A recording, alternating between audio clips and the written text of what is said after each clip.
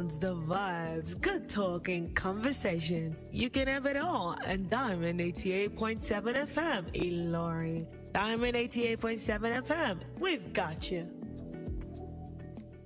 You can only get timely, credible, and reliable news on your shining supreme station. Diamond 88.7 FM, Iroyin.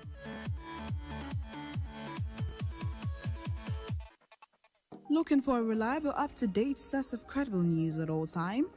Your shining. In the headlines, President Tinubu endorses Global Alliance Against Hunger, Poverty at G20 Summit. Tinubu seeks reps approval for 1.77 naira fresh external borrowing. I am Bisola, Oduwole, Suleiman. We'll bring you details of the news after this break. Please stay with us.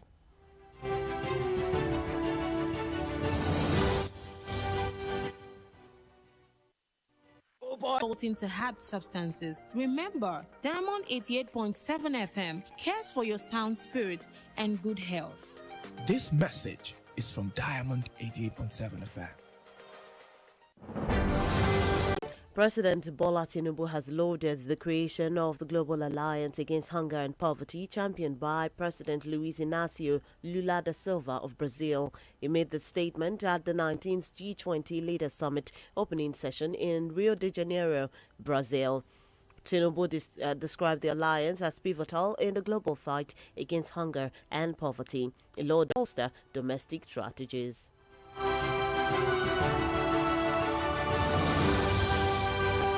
President Bola Tinubu has written to the National Assembly seeking approval of a fresh 1.76 trillion naira as a new external borrowing plan in the 2024 Appropriation Act. The President's request was read by the Speaker during plenary today. If approved, the loan would be to finance the budget deficit of 9.7 trillion naira for the 2020.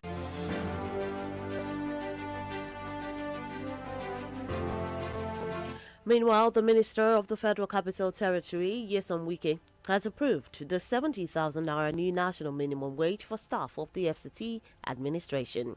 Wike's approval was made public by the acting head of civil service to receive 70% of the value-added tax VAT distribution. Recall that the chairman of the Federal Inland Revenue Service, FIRS, had informed the House of Representatives that only 4 states take 70% of that, namely... Moving on to news in Yola, the Yola Electricity Distribution Company has announced the commencement of the deployment of 1,880 prepaid meters to Band A customers under the Meter Assessment Fund scheme, according to the statement signed by the... Still in the news, the candidate of the People's Democratic Party, PDP, in last Saturday's governorship election in Ondo State, Agbola Ajayi, has rejected the results of the compromised electoral desires of the people. It further mentioned that elections conducted by INEC since the APC assumed power in 2015 has continued in the tradition of hijacking the process and delivering results that were diametrically in contrast with the expressed electoral desires.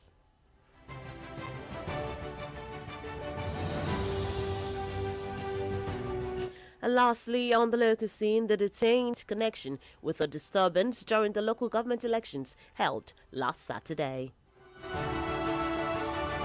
And that's it on the local scene. The news on the hour is reaching you from our studios, Diamond 88.7 FM, Ilorin. We take a short break. When we return, Hong Kong jails 45 pro-democracy campaigners for subversion. We'll bring you the story on the foreign scene and many others in the sports world after this break. Please stay. Hey, this one a better. Yes, so sharply visit the dealer when near you pass to enjoy them. Offer they available. Why stock last?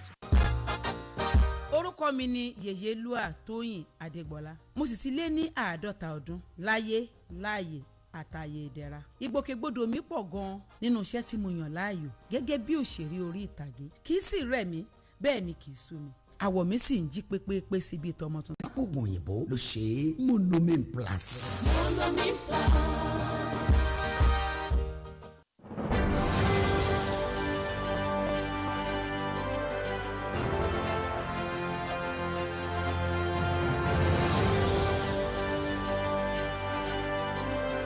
welcomed protests in 2019.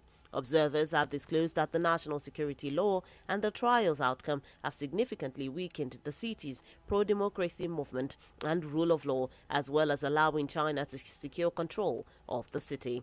The former chairperson of the Democratic Party of Hong Kong, Emily Lau, however, disclosed that the fear of being arrested under the national security law is so great that it didn't appear decades ago. Somaliland has since sustained its own government, currency and security structures despite lacking global recognition, which has restricted its access to international finance.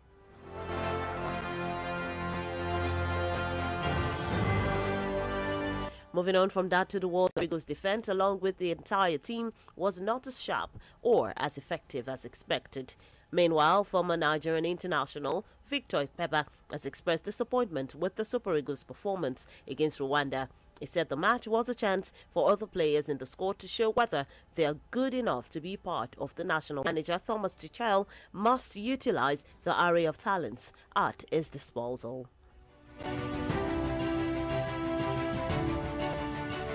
And that's it in the exciting world of sport. With that, we've come to the end of the news on the hour for today. But before we go, here's a recap of the major highlights as brought to you.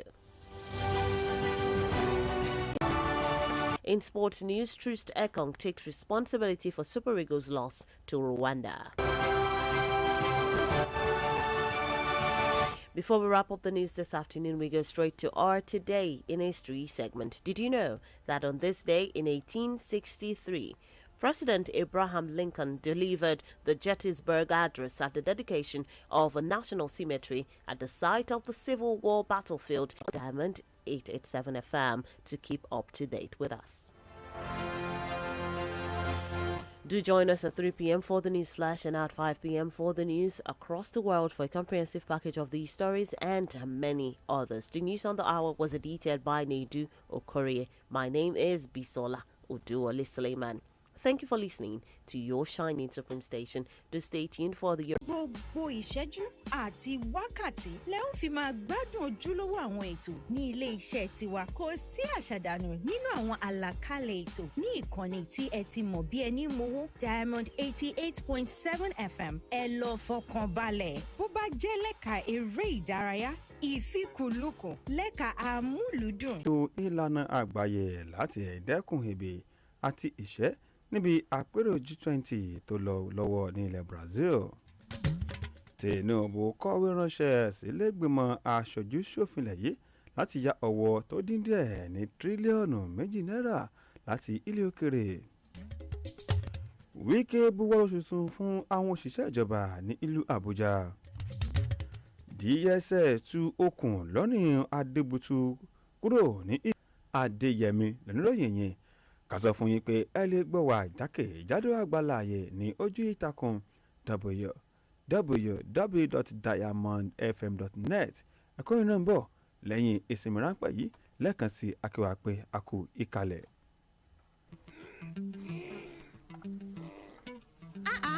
Ìwọ ló bẹ̀rẹ̀ síbẹ̀ o. Ẹ jẹ́ káyìíká àti agbègbè wa máa wà ní ìmọ́tótó nígbà gbogbo. Ọ̀rọ̀ ìmọ̀ràn yín wá láti iléeṣẹ́ Diamond 88.7 FM.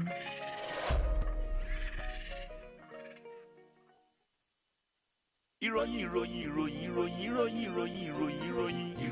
ẹ̀kúnrẹ́rẹ́ láti iléeṣẹ́ Diamond FM. Ẹ káàbọ̀. Tinubu tẹ̀síwájú gbèsè náà ló wà ní ìbámu pẹ̀lú àfojúsùn ìṣàkóso rẹ̀ ní orílẹ̀-èdè yìí. Ó sì ké sí gbogbo àgbáyé láti gbèsè náà láti rí i pé wọ́n dẹ́kun ọ̀rọ̀ ebi àti ọ̀rọ̀ ṣẹ́. Gẹ́gẹ́ bí Tinubu ṣe wí, ó tẹnumọ́ gbèsè náà lágbàáyé ó jẹ́ nǹkan tó tọ́ lójú náà láti rí i wípé wọ́n dẹ́kun ọ̀rọ̀ ebi níbi ìjókòólé. Tinubu tẹnumọ́ gbèsè náà ni láti rí i pé wọ́n wá ọ̀nà àbáyọ sí àjẹ́lẹ̀ owó tó dín díẹ̀ ní tírílíọ̀nù 10 náírà tó wà nínú ètò ìṣúná ilẹ̀ yìí fún ọdún tá a wà yìí. Ààrẹ tó fi sọwọ́ àwọn ìlànà tó fẹ́ lò fún ọrọ̀ ajé ilẹ̀ yìí. Láìpẹ́ yìí ni báńkì àgbàlẹ̀ yìí CBN ṣàlàyé pé àpọ̀lẹ̀ yìí ti ná owó tó lé díẹ̀ ní olóṣìṣẹ́ ìjọba ní ìlú Àbújá Grace Adayilo lónìí. Àtẹ̀jáde ọ̀hún tí akọ̀wé ọ̀ròyìn sí Adayilo Ẹ̀wọ̀njẹ Anthony Ode buwọ́lù ṣàlàyé gbèsè náà ní kejìkéde pé gbéra sọ bẹ̀rẹ̀ láti inú oṣù kọkànlá ọdún tá a wáyé wọ́n sì san àjẹ́lẹ̀ oṣù mẹ́ta èlé lórí owó ọ̀hún. Ó tẹnu kọ́ pé iṣẹ́ ìrírí ìpínlẹ̀ Èkó, ìpínlẹ̀ Rivers, ìpínlẹ̀ Ọ̀yọ́ àti ìlú Àbújá ó ní wọ́n gba ìdá 70 nínú ọgọ́rùn-ún kan owó ọ̀hún tó ń léde ní orílẹ̀-èdè yìí. Ó tẹnu pé àwọn iléeṣẹ́ ọ̀hún iléeṣẹ́ wọn wà ní ìlú Èkó nígbà tó ń fèsì sanni tẹnumọ́ lójú òpó X rẹ̀ wípé káwọn èèyàn má fi ọwọ́ òṣèlú láti yànnàná àtúnṣe tó fẹ́ dé lórí ọwọ́ orí lórílẹ̀‐èdè yìí. Ó wá pé gbogbo àwọn ènìyàn kan gbèsè láti rí i pé wọ́n dẹ́kun ìwà ìtọ́ tó ń fún un léde. Agbẹnusọ fún iléeṣẹ́ apínná ọ̀hún Blessing Túnà lónìí ṣàlàyé ìgbésẹ̀ náà ni ó ṣe àfojúsùn àwọn oníbàárà tó wà lábẹ́ ìnana bande tí wọ́n gbádùn ìkúnpamọ́ lórí owó náà bẹ̀rẹ̀ láti inú oṣù kẹrin ọdún tá a wáyé lójú náà láti rí i pé wọ́n san owó tó tọ́ wọ́n sì rí i pé wọ́n jẹ ìgbádùn láti ọwọ́ iléeṣẹ́ ọ̀hún. Ó tẹnumọ́ wípé ìgbésẹ̀ náà ti bẹ̀rẹ̀ wípé wọ́n bẹ̀rẹ̀ láti máa ká àgàyé tẹnumọ́ kújọba tiwantiwa ó ní kò ní rẹ́sẹ̀ wálẹ̀ nígbà tí àjọ elétò ìdìbò bá ń gbé ìgbésẹ̀ tí kò tọ́ tẹnupọ́ ṣe tán láti pẹ̀jọ́ lórí àbájáde èsì ìdìbò ọ̀hún. Ìgbákejì gómìnà tẹ́lẹ̀ rí ọ̀hún tẹnumọ́ pé òun dákẹ́ kó lè tanáwádìí kó sì lè mọ ìwà tó tọ́ tó léde láti ọwọ́ ẹgbẹ́ òṣèlú onítẹ̀síwájú APC àti àjọ elétò ìdìbò lẹ́yìn INEC. Láti ìpínlẹ̀ Ògùn ẹni tó díje fún ipò gómìnà tẹ́lẹ̀ rí lábẹ́ àsíá ẹgbẹ́ òṣèlú alábùradà PDP ní ìpínlẹ̀ Ògùn Ládi Adébùtò wọ́n ti fún lómìnira rẹ̀ kúrò ní akóló àjọ iléeṣẹ́ ọlọ́pàá ọ̀tẹlẹ̀múyẹ́ DSS lẹ́yìn ìgbà tí wọ́n ti ránṣẹ́ pé ìgbà tó ń fìdí ọ̀rọ̀ múlẹ̀ Olùyìn Ẹkunrere ó ní amúwásí etí ìgbọ̀nyìn láti ìkànnì Diamond 88.7 tó wà nílọrin ní ìpínlẹ̀ Kwara.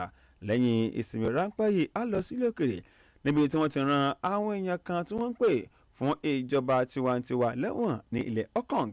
Lẹ́ẹ̀kan sí akínyìn pé ẹ kú ìkàlẹ̀.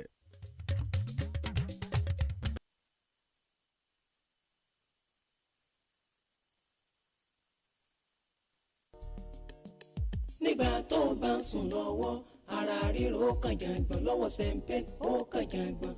lẹ́nu iṣẹ́ rẹ̀ iléeṣẹ́ Tuyi Pharmaceutical Industries Limited àwọn tó lórúkọ tó ṣe é gbẹ́kẹ̀lé níbi ká pòògùn òyìnbó ló ṣe é. bára rẹ̀ ò bá ṣe wéré lẹ́yìn ọjọ́ kẹta kàn sí dókítà rẹ̀. Sempin Night. ẹ̀fọ́rí ìrora wa gbígbà ó Sempin ọkọ̀ yín ti dé. ó fẹsẹ̀ rìn níjọba pèsè ẹ̀ fún àwa fàsìkò yìí kéde fẹ́yìn aráàlú wípé ìbáwí lábẹ́ òfin sì ti wá fẹsẹ̀ múlẹ̀ fẹ́ni tọ́wọ́ bá tẹ̀ láìsí ní sojú ṣáájú fẹ́nikẹ́ni ìgbọràn sàn jẹ́ bọ́lọ́ o ìkìlọ̀ sì ní ṣáájú ìbáwí ṣe é sì wá mọ̀ pé kí mọ́nẹ́mọ́ná tó fòrújà yóò ti kọ́kọ́ fọ̀sán ṣèkìlọ̀ má ṣe pàtẹ ọjà mọ́ sí òpópónà tí wọ́n ṣe fáwọn tí ń fẹsẹ̀ rìn kó mọ́ bá rí pípọ́n ojú ìjọba ìkéde yìí wá láti iléeṣẹ́ ìjọba.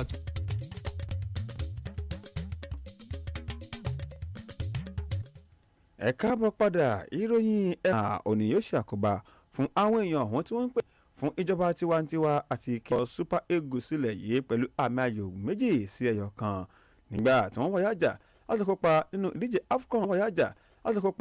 ìdíje AFCON tí ó wáyé ní ilẹ̀ Morocco ní ọdún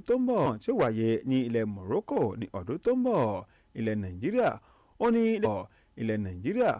ní ilẹ̀ Rwanda fi ìyà jẹ ní àná. Gbèsè ló wáyé pépé Edkong pé nínú àwọn tó gbá bọ́ọ̀lù ní àná dára jùlọ tí wọ́n sì fún ní ẹ̀bùn owó tó tó $1,000.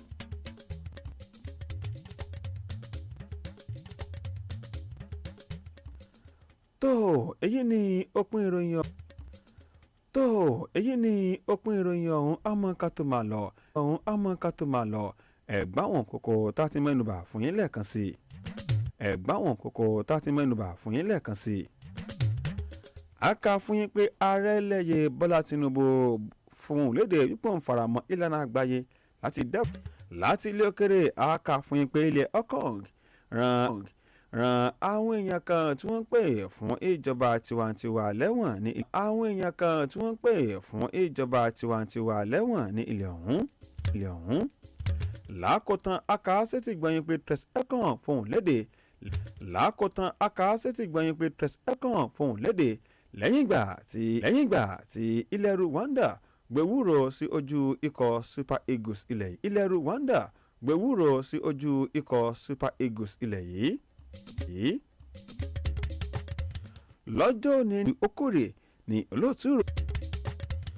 lọ́jọ́ ní okòrè ní olóòtú ìròyìn Taiwo Adeyemi olóòtú tó kà á ṣe tí gbọ̀yìn ẹ ṣe gan Adeyemi olóòtú tó kà á ṣe tí gbọ̀yìn ẹ ṣe gan tí ẹ ń gbọ́ ìkànnì.